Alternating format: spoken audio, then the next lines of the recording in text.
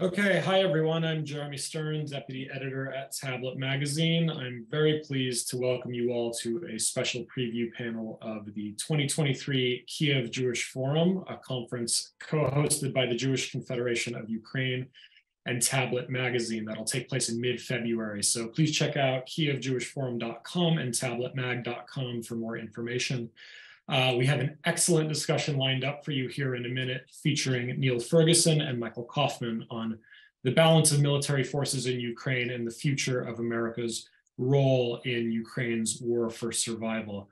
But briefly, before we start the panel, we're going to go to Boris Lozhkin, the great Ukrainian entrepreneur, philanthropist, and author. Boris is president of the Jewish Confederation of Ukraine and our host today, and he has a few words of introduction. So let's go to Boris now. Dear friends, welcome to Kiev Jewish Forum. Today we are holding a special panel together with our partner, Tablet, one of the leading Jewish media in the world. Difficult times call for big ideas. Our speakers today are great at this. I am grateful to honorable members of US Congress who are joining us today. I'm delighted to welcome an outstanding historian, author of many prominent books, Niall Ferguson, and a military analyst with excellent expertise on the Russian armed forces, Michael Kofman. We are happy that such world-known speakers are with us today. The panel is moderated by Jeremy Stern, a deputy editor of the Tablet magazine and a freelance senior officer at the Atlantic Council. Our panel discussion today concerns the most decisive issues: the bipartisan support of the United States to Ukraine and the situation on the battlefields this winter. During almost 10 months of this aggressive and terroristic war, Ukrainian people are killed irrespective of nationality, race, or attitude towards religion. Ukrainians are killed only because they love their country and want to live in an independent, free, and peaceful Ukraine. In recent months, our enemy has changed tactics and destroys the country's vital critical infrastructure. However, severe attacks on civilians, cities, and villages do not change the situation on the battlefields. None of the enemy's tactics will break the will of Ukrainians to win at this ruthless war and to destroy the unity of our civil society. Ukrainians demonstrate to the world incredible determination and strength to defend and to win. A week ago, Time magazine named both the President Zelensky and the Spirit of Ukraine as the Person of the Year. We are certain of our victory because we are not alone. We have reliable partners led by the United States of America. We, the people of Ukraine and Ukrainian Jews in particular, are extremely grateful to all countries for the support, and we are especially grateful to the United States. This desire to help an independent Ukraine unites the two houses of Congress and the both parties. Our special gratitude is to the numerous Jewish communities and organizations around the world, including the United States. We are certain that the world will continue to support Ukraine. This is crucial for our freedom and democracy, for our common victory over terror and autocracy. Thank you, and let's start our discussion. Jeremy, the floor is yours. Okay, thank you very much, Boris. And last but not least, before we start the panel, we have Congressman Jim Costa of the 16th District of California and the House Foreign Affairs Committee. Congressman Costa has called in to say a few words of welcome and hello to all our viewers in Ukraine. So let's go to Congressman Costa now. Hello, this is Congressman Jim Costa. Ladies and gentlemen, it is my honor to address you for this annual meeting of the Kiev Jewish Forum. Today, I want to reiterate something that's so important, and that's our continued support for Ukraine, which, as a member of Congress, I can tell you, has been a strong focus since Russia's unprovoked invasion of Ukraine in February of this year. It has been bipartisan on the three major pieces of legislation that we have passed, and most recently last week, with a strong bipartisan support, we provided an additional $800 million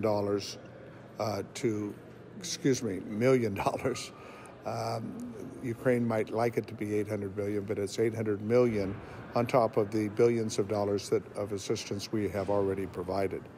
We've seen across several critical funding votes this year, and I believe, will continue to have the bipartisan support well into next year. But we must be together. The people of Ukraine are suffering tremendously, but they are not only standing up for their own sovereignty and their democracy, but they are, frankly, I think, representing all of us who strongly feel the importance of democratic institutions around the world. This is the test of our time. We must be together. Thank you so very much.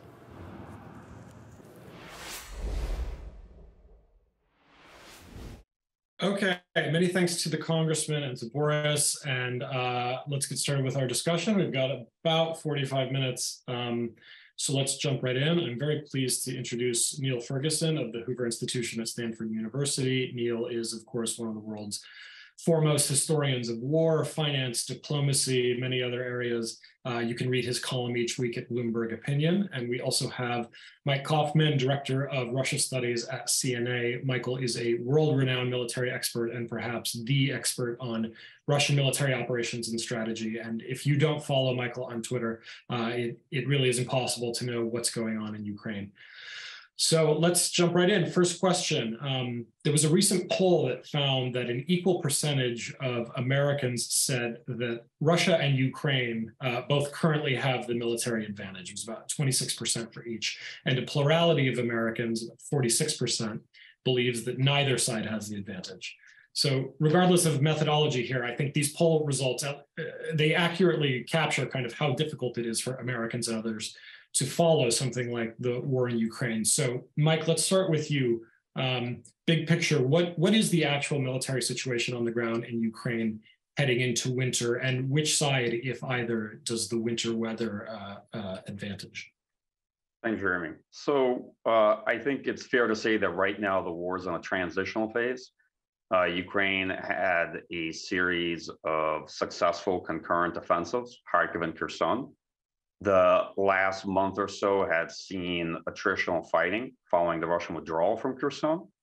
I don't necessarily think that's how the winter is going to go. I think the winter may see another major Ukraine offensive operation, but it depends.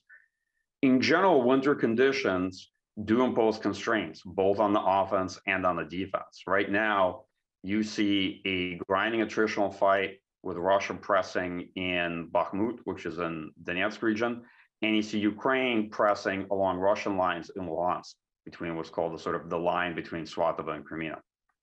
That said, overall, Ukraine is relatively advantaged in terms of equipment, the benefit of interior lines, the benefit of logistics and supply, especially sustained material support from the West. But long term, it depends. I think it's fair that if you look out more towards the medium and long term in this conflict, perhaps well into 2023, Ukraine has a relative advantage, understanding that military advantage, as far as one can perceive it, is not predictive of outcomes. That's why I often say wars are quite contingent. But that advantage hinges heavily on sustained external support from Western countries, material assistance, which is a function of both availability, equipment, ammunition, funding, but also policy, the extent to which Western states will continue supporting Ukraine, providing these sort of things and what have you. Hope that's an incomplete, but at least a decent answer to your question. And Niall, I want to pick up on something there. As you follow everything happening in Ukraine, is military advantage in the conventional sense what you look for, or is it the case that kind of regardless of Ukraine's astonishing battlefield capabilities and victories so far, that maybe Russia's willingness to terrorize civilians, destroy cities, attack water and energy infrastructure, threaten grain exports, etc., is all of that driving outcomes more than which battles are being won or lost? Well, one of the challenges of this war is that in many ways it resembles 20th century wars strip away the drones, strip away the precision weapons, and as Michael already indicated, you find yourself looking at scenes almost from the First World War rather than the Second. Trench warfare in and around Bakhmut has been likened to scenes from the First World War.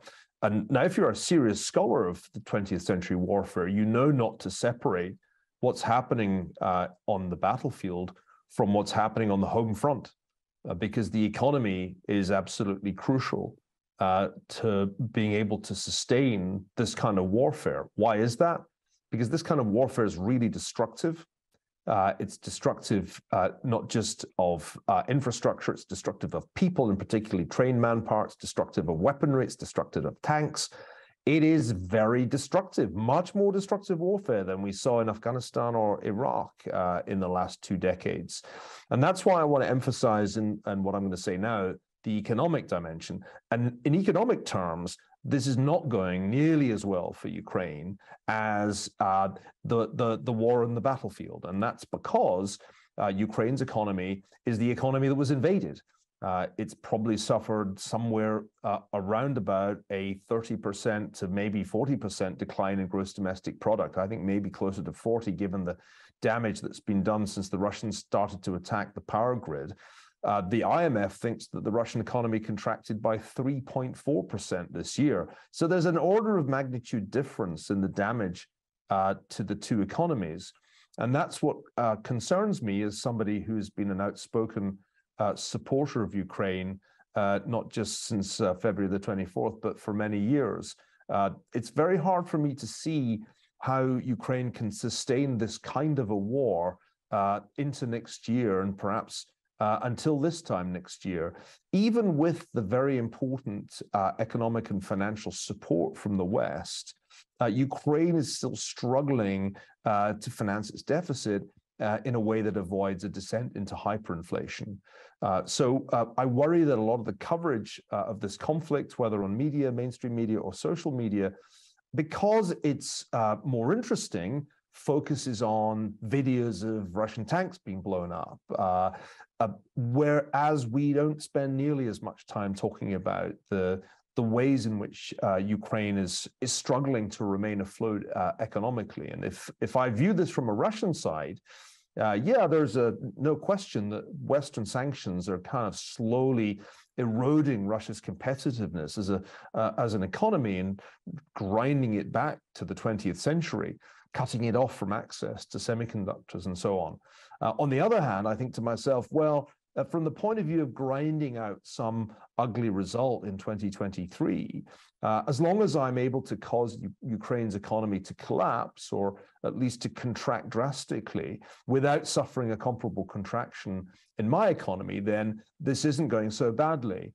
If you're looking for a historical analogy to worry about, from a Ukrainian perspective, it has to be the Finnish Winter War against the Soviet Union, which went very well in 1939, not so well in 1940, when the superior raw resources of the Soviet Union could be brought to bear on the heroic Finns. Mike, did you have a follow-up? Yeah, I just think I would add to Niall's great comments that, at least from my point of view, it seems increasingly clear that part of the Russian strategy is to try to extend the war well into 2023 and beyond. Russia's constrained primarily, I would say, on the munition side, because its way of war is rather inefficient and very tasking on artillery ammunition.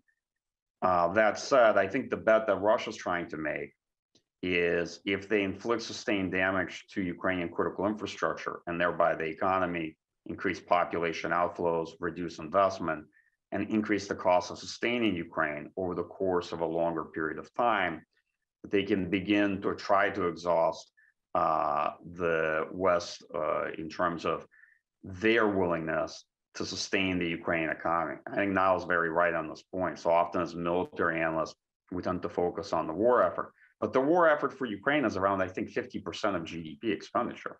Russian military expenditure right now has increased to maybe something around 7 to 8% of GDP. It's quite significant, but nonetheless, you can see the disparity. The point I'm making here is that naturally the other dimensions to the conflict beyond just battlefield outcome. And the longer the war goes on, or the further out we try to look, the greater the potential uncertainty. I mean, related question here. I think perceptions of who is winning the war or can win the war in the long term, have a great bearing on U.S. and European support for Ukraine. And in the U.S., for a while, it seemed like Ukraine was going to be, kind of one of the few durable bipartisan issues in America. Maybe that's still the case, but at least in the run up to the recent midterm elections, we heard some talk of possibly winding down aid for Ukraine, both among some Democrats and some in the GOP. The GOP underperformed in the elections, but it did take the House, which controls the federal budget. Neil, what do you see as the major factors determining continued bipartisan U.S. support for Ukraine over the next 6, 12, 18 months, given the fact that Ukraine does need so much help, not only in the sense of, weapons and weapon systems, but economic aid to keep the economy afloat, to keep pensioners, being, fed and from freezing to death and all that. Well, one doesn't want to overstate the risk here, because I've seen that done. A casual word by Kevin McCarthy, I think, got taken out of context. There's a tendency to exaggerate how representative Tucker Carlson is of mainstream Republican sentiment. On the other hand, it's clear when you look at polling that it's Republicans that are cooling on this war more than Democrats. It's Republicans who feel that the U.S. is doing too much, for example, in some recent polling that I've seen. And so the fact that despite the non-appearance of a red wave, the Republicans now control the House is not something to be ignored. I think it was Henry Kissinger who said there was only one thing worse than being America's enemy, and that was being America's ally. And that's kind of been true since the 1960s on a rather embarrassingly repetitive basis for countries that, not to mention peoples who bet their future on American support.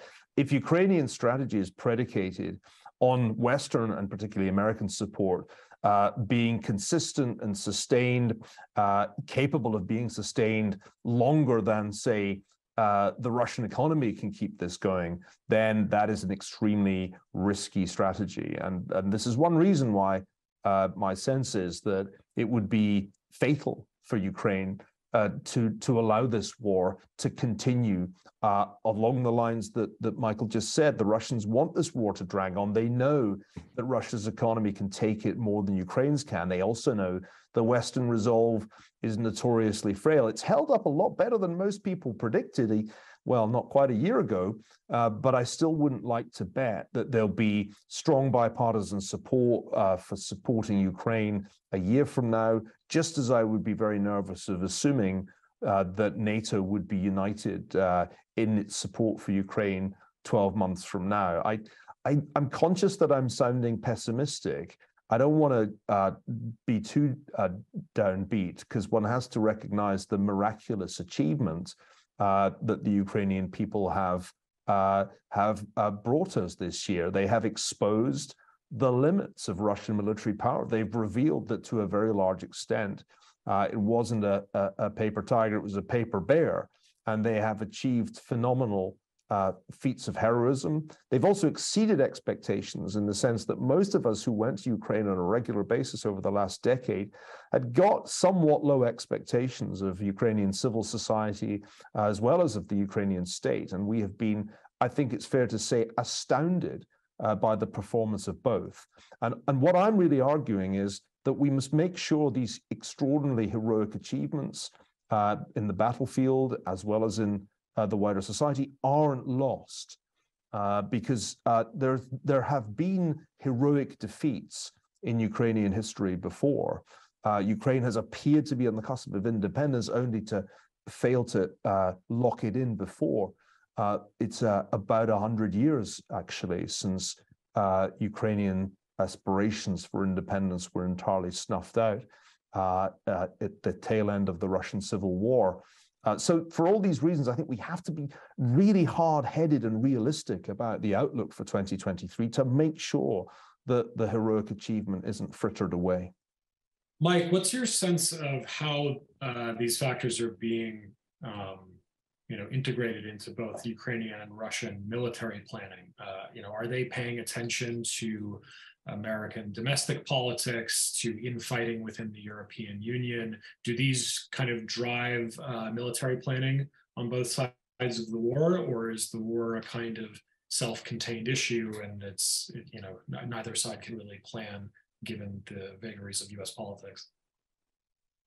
It's a good question. I mean, to be honest, I think to a substantial extent, the war has a logic of its own, but military strategy is fundamentally political in nature, right? It's based off of political leaders' calculus, the objectives they set. In Ukraine, at least when I was there not that long ago, I think the number one question folks had was to what extent they can expect sustained support from the United States. The reason for that is very straightforward.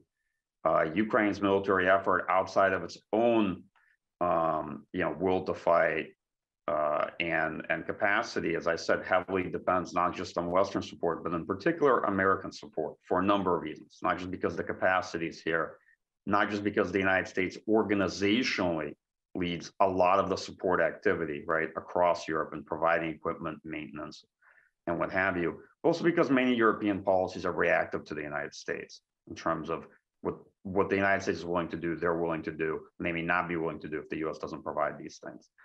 But when it comes to military strategy, I would say that the outlines of both sides' strategies going into the winter have become increasingly clear. The Russian strategy is to try to entrench and defend and reconstitute their force. They're rather vulnerable heading into the winter. And I think in particular, they're suffering from a deficit of munitions because they expended a very sizable amount of artillery ammunition over the spring and summer to make up for what was a large manpower deficit on the battlefield in the way they were fighting. Okay.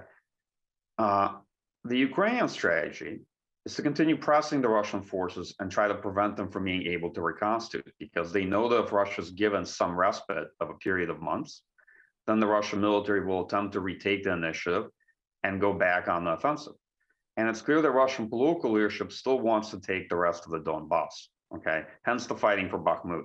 This, I think Niall had a good World War I comparison in terms of the destruction and the attrition in that fight. To what extent Russia looks to U.S. politics, I'm not sure that's the Russian gambit. I think over the course of this year, Russian political leadership had first assumed that they could grind Ukraine down in an attritional fight. And to be very honest, we're not for the United States, we're not for the West. Niall's winter war analogy would be very apt, and it would actually be realized much sooner. It would come into sharp relief over the course of the summer because Russia did spend Ukraine out of artillery ammunition and out of a lot of artillery tubes and equipment, right?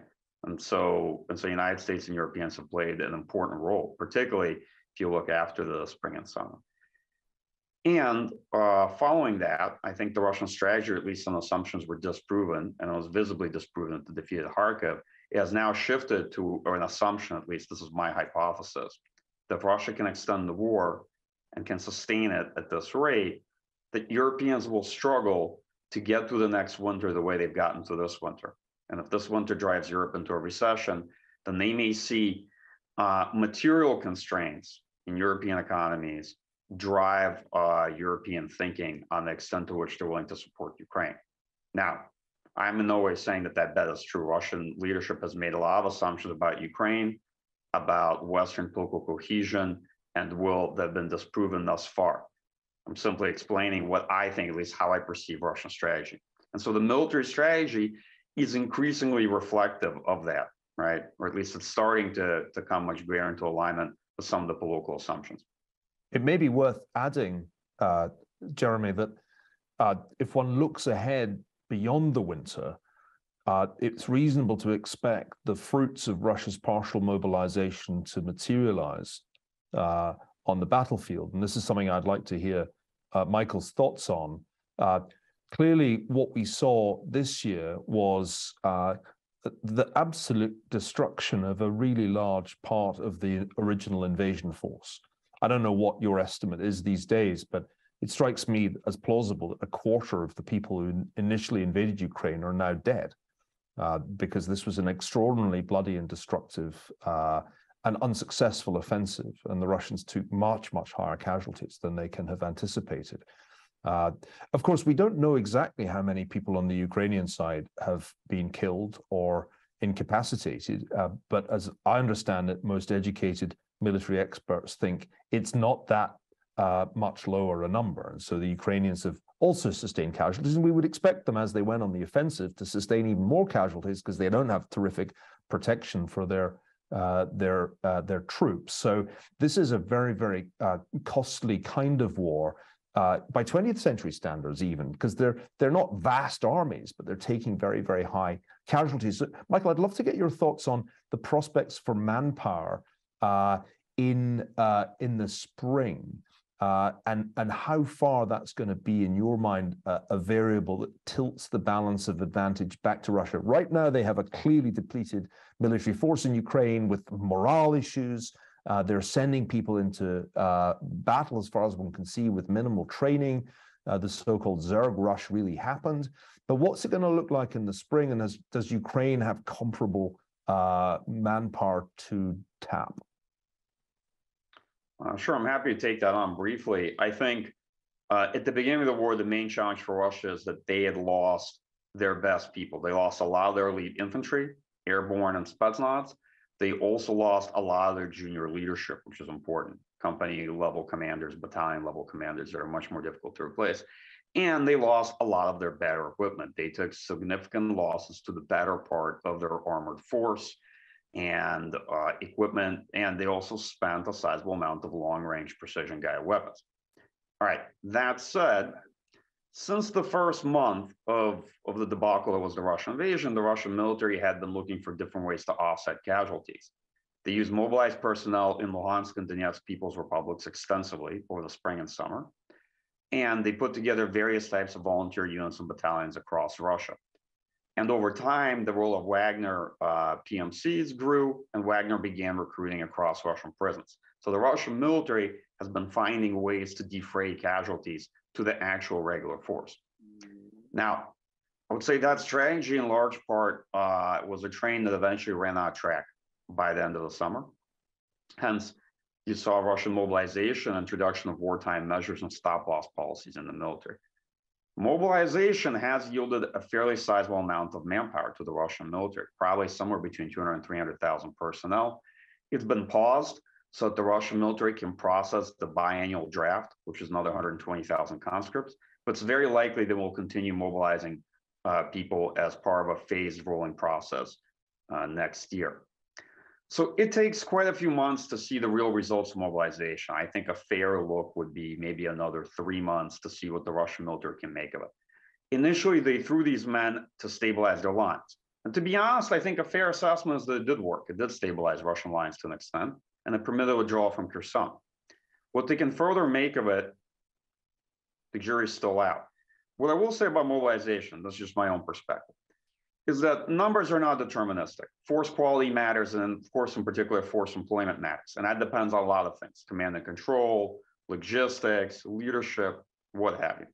But even though numbers are not deterministic, quantity does matter in war, right? Especially in a conventional war, because conventional wars fundamentally come down to attrition, replaceability of manpower, material, and ammunition. Manpower matters. So Russia had a significant artillery advantage earlier on in the war. Ukraine had a very sizable manpower advantage. Russia's artillery advantage has shrunk visibly, both because they spent a lot of ammunition and because of the impact of systems like HIMARS.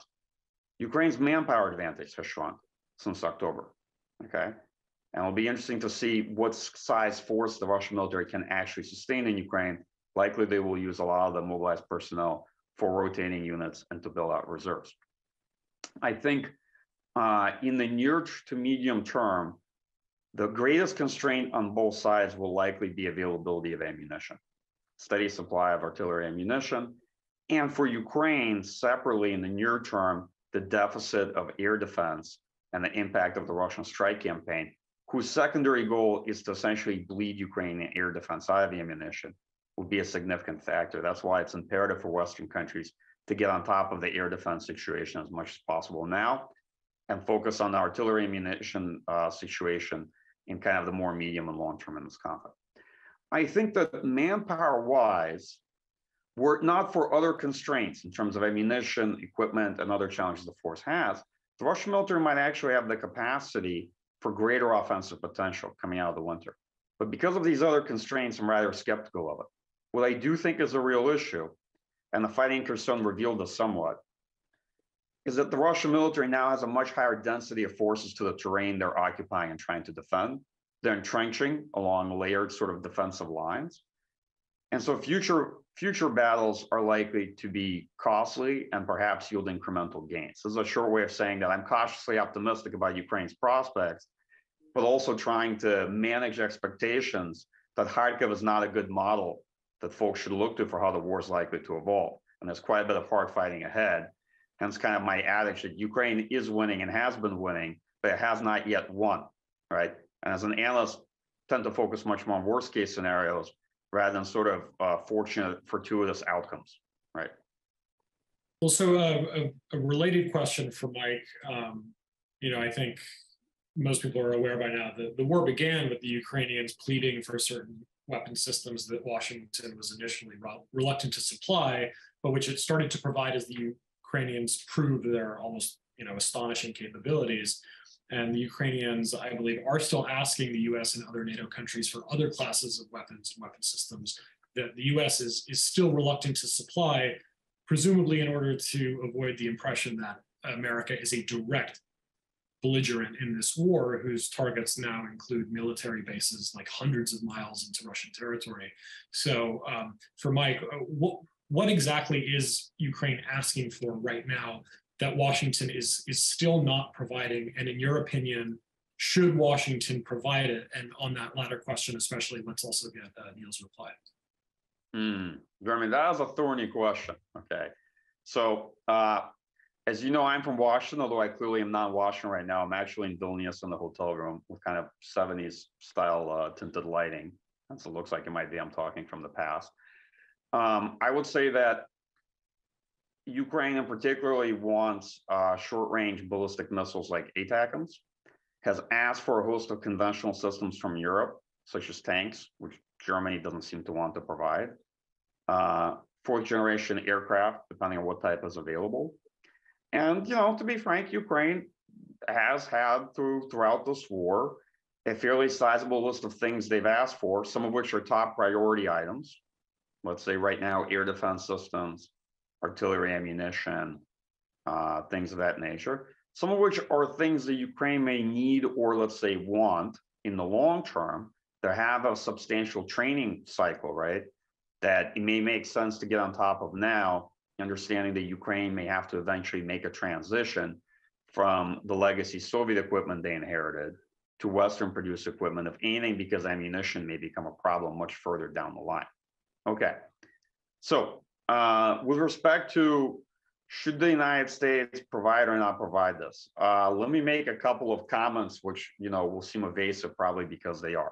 First, part of the reasons the United States is not providing this is because of the imperative of escalation management. I think for Washington, DC, this is a priority.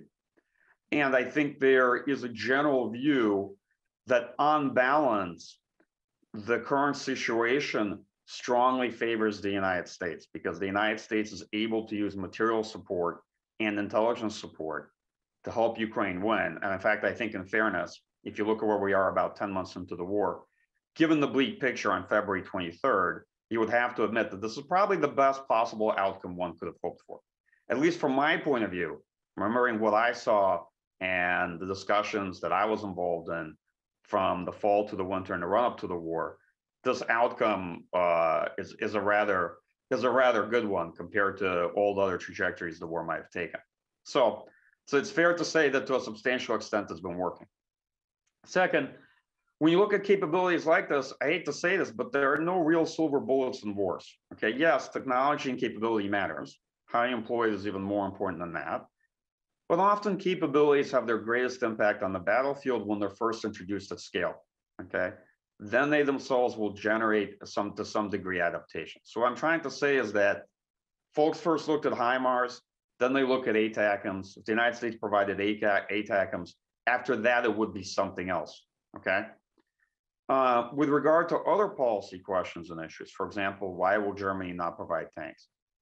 It's hard for me to speak to that, right? Countries that have already provided heavy conventional equipment, self-propelled artillery, multiple launch rocket systems, tank chassis-based air defense systems. For example, Germany has no problem providing Gepard air defense to Ukraine, which is a Leopard 1 tank chassis with an air defense combat module. So it's willing to provide the bottom half of the tank, but not the top.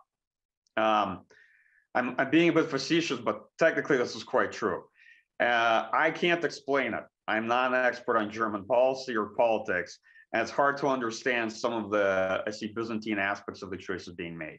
As a military analyst, I learned long ago that how I see weapons and technology, it's very different from the way political leaders see it and the choices they choose to make. Neil, can we get your take on has the U.S. reached the kind of reasonable limit of what it's willing to supply, or should it go further? Well, I think Michael's far more authoritative on these questions than I could be. My sense is that this is a careful calibration that may underestimate Ukraine's vulnerability.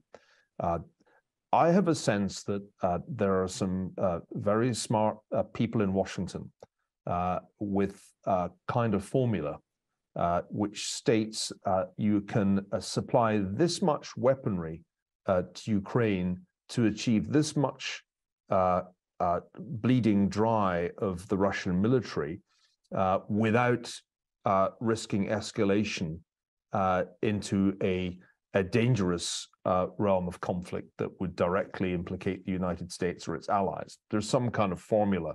Maybe it's not an explicit one that you could write down. And the trouble is that I think what lies behind that formula is a fear of Russian escalation that's probably not realistic. There have been times in the war when it's been very clear that NATO has pulled back from supplying certain categories of weapon because of Russian threats to escalate to the use of nuclear weapons.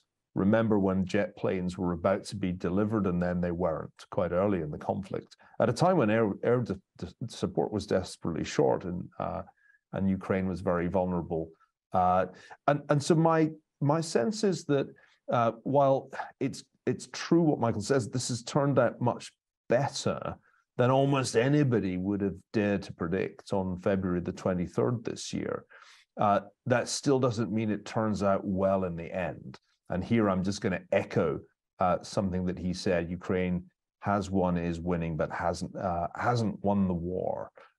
It has won the Battle of Kyiv. It's won battles in Kharkiv and Kherson, but it's still possible to lose a war when you have, despite those victories, when you are facing the kind of odds in terms of raw resources that Ukraine faces. So there must be a question about how far we are prepared to go to make sure Ukraine wins, as opposed to just doesn't lose. A scenario in which Ukraine doesn't lose and the war drags on for 1 year, for 2 years, becomes a version of the Korean War. This is an analogy that I've drawn multiple times. If this is Cold War II, which I think it is, then it's the Korean War of Cold War II. It's the first hot war that makes you realize just how high the stakes are and just what people will do for their allies. I think a Korean War that dragged on for not just 2 but 3 years would leave Ukraine a ruin.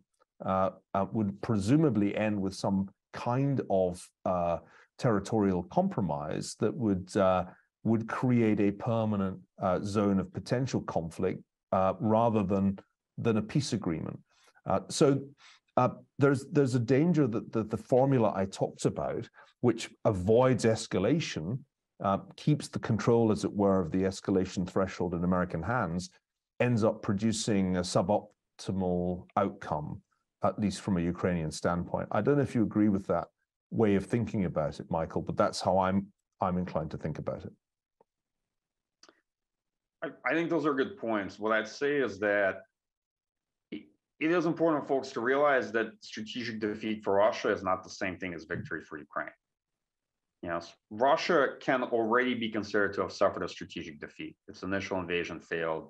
Its forces, to an extent, have been decimated. It will probably take the better part of a decade for the Russian military to rebuild, and has taken a major strategic loss in terms of its position in Europe and its ambitions to relitigate the post-Cold War settlement. All right. That being said, if Ukraine is not able to retake much of the territory it's lost, at least in the way that they define victory, right? Ukraine will have lost territory, GDP, population. The defeat for Russia will not mean the same thing as a victory for Ukraine. Certainly not in the way Ukrainian political leadership has defined it and described it, and they have quite explicitly as to what those terms are. So I agree with that. I think it's also quite difficult to calibrate these things. And to be frank, I go back and forth. On the one hand, as an analyst, I have my views. On the other hand, political decision makers who are responsible for people's lives, right, and responsible for issues such as escalation management, they have their perspective and their calculus.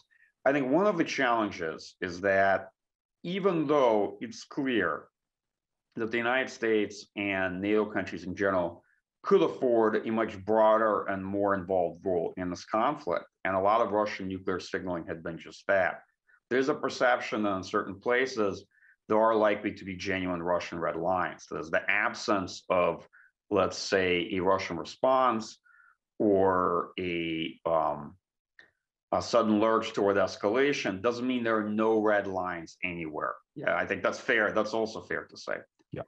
And the risk of nuclear escalation, while at this stage, I think, being relatively low, in the long term, since the Russian political system, the regime has really committed themselves to the war in September. They annexed territory, they introduced mobilization, wartime measures.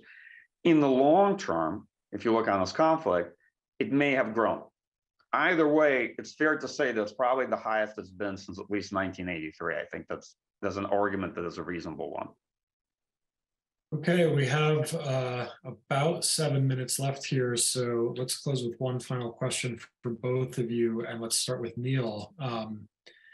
So, I mean, from the standpoint of U.S. national interests, I mean, what end result is the U.S. trying to achieve here, or what should it be trying to achieve? Is it a clear Ukrainian victory, including the reclamation of all or most previously lost territories? Is it a negotiated settlement that includes the loss of some Ukrainian territory? Is it a peace agreement, an armistice, guarantees of accession or non-accession to NATO or the EU, regime change in Moscow? I mean, you hear all of these possibilities being bandied about quite a lot. So what do you think the Biden administration and Congress are trying to achieve, and what should they be trying to achieve? Well, I think the official line, which I have heard from Jake Sullivan more than once, is that it's not up to the United States, it's up to the people of Ukraine. The government of Ukraine says that it wants all the territory back, not just the territory taken after February the 24th, but also the territory taken in 2014. That would include Crimea. I think President Zelensky recently set out some other preconditions for negotiations that seem to include President Putin's being replaced in Moscow, and war crimes trials being at least initiated, not to mention the reserves of the Russian Central Bank being made available for the reconstruction of Ukraine. Now, that is a list that feels morally right and politically non-feasible. So I think that there's a need now for some more clarity from the US, from NATO, about what exactly the end state looks like. This has been a hard thing to talk about. When Henry Kissinger tried to do it at Davos earlier this year, he was howled down, including by the Ukrainian government. But from the vantage point of an historian, it's kind of absurd not to talk about it. It's hard to see a state of the world in which Russia would accept the return of Crimea or the Donbass to Ukraine. That this Russian government isn't about to do that. I wouldn't like to bet my life savings on regime change in Russia and the advent of a liberal Russian government that would be willing to do those things. So we are quite a long way from a plausible discussion of peace terms. Each side seems significantly further apart from the other than was the case in the early phase of the war, when actually there were all kinds of compromises being talked about to try to salvage the situation. I think that our implicit war aim is to weaken Russia, not permanently, but certainly significantly for the foreseeable future. And that's kind of already been achieved.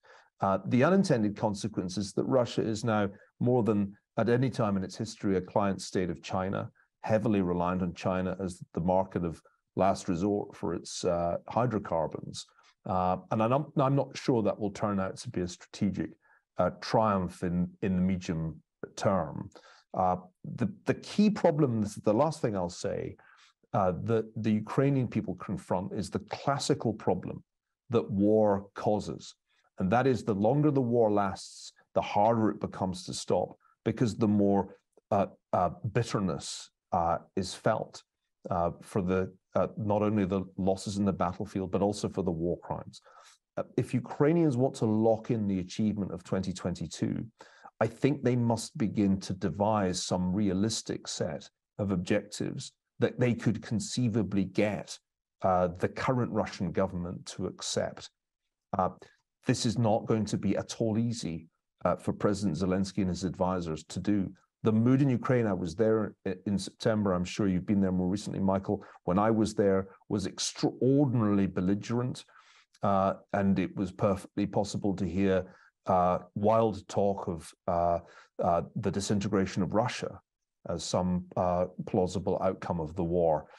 So we're a long way from the realist, cool and calculating mindset that is going to be needed at some time to ensure that Ukraine does not secure a Pyrrhic victory, a victory that leaves the country in ruins, uninvestable, depopulated, independent, but a wasteland is the quintessence of a Pyrrhic victory. And I can't believe that's in the interests of the West.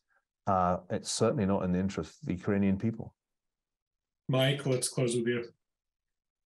So I think it's fair to say that the one place this war won't end is the status quo antebellum, which is the February 24th lines, because they're no longer feasible and they're sort of publicly stated minimal interim goals. But realistically, if Ukraine has the military capacity to approach them, and it has the ability to keep pushing further, and politically won't stop there, those lines were neither natural, geographic, or political boundaries that make any sense.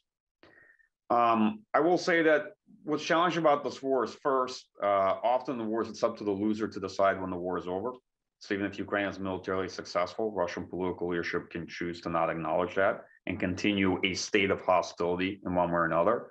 And increasingly looks like under Putin, the war is likely to continue, at least as long as he's a leader.